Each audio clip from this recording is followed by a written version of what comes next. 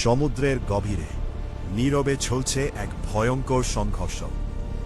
দুটি বিশাল মহাসাগরীয় পাত ধীরে ধীরে এগিয়ে আসছে একে অপরের দিকে, আর সেই সংঘর্ষ থেকেই জন্ম নেয় আগ্নেয়গিরিতে ভরা এক বিস্ময়কর দ্বীপমালা।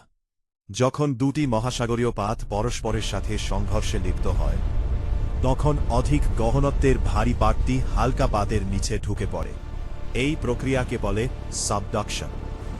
গভীরে প্রবেশ করার সাথে সাথে তাপমাত্রা বাড়তে থাকে। অবশেষে পাতের একটি অংশ গলে গিয়ে তৈরি করে গলিত ম্যাগমা। এই উত্তপ্ত ম্যাগমা উপরের দিকে উঠতে থাকে এবং সমুদ্রের তলদেশে জমা হতে থাকে।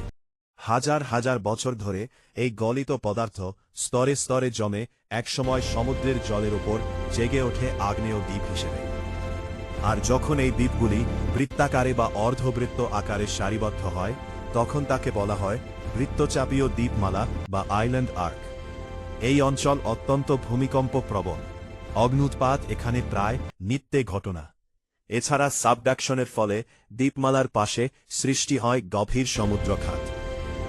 বিশ্বে এমন বহু উদাহরণ রয়েছে, যেমন জাপান দ্বীপপুঞ্জ, অ্যালুশিয়ান দ্বীপপুঞ্জ, কিউরাইল দ্বীপপুঞ্জ এবং ফিলিপিন্স দ্বীপপুঞ্জ। বিশ্বের বৃহত্তম দ্বীপীয় বৃত্তচাপ অঞ্চল হল ইন্দোনেশিয়া। কখনো কখনো সমুদ্রের নিচে অবস্থিত হটস্পট থেকে ম্যাগমা উঠে এসে দ্বীপ সৃষ্টি করে, যেমন হাওয়াই দ্বীপপুঞ্জ। তাই সমুদ্রের শান্ত নীল জলের নিচে লুকিয়ে আছে অগ্নিগর্ভ এক পৃথিবী, যেখানে সংঘর্ষ, তাপ আর বিস্ফোরণ মিলেই সৃষ্টি করে বৃত্তচাপীয় দ্বীপমালার এই অনন্য ভূপ্রাকৃতিক বিস্ময়।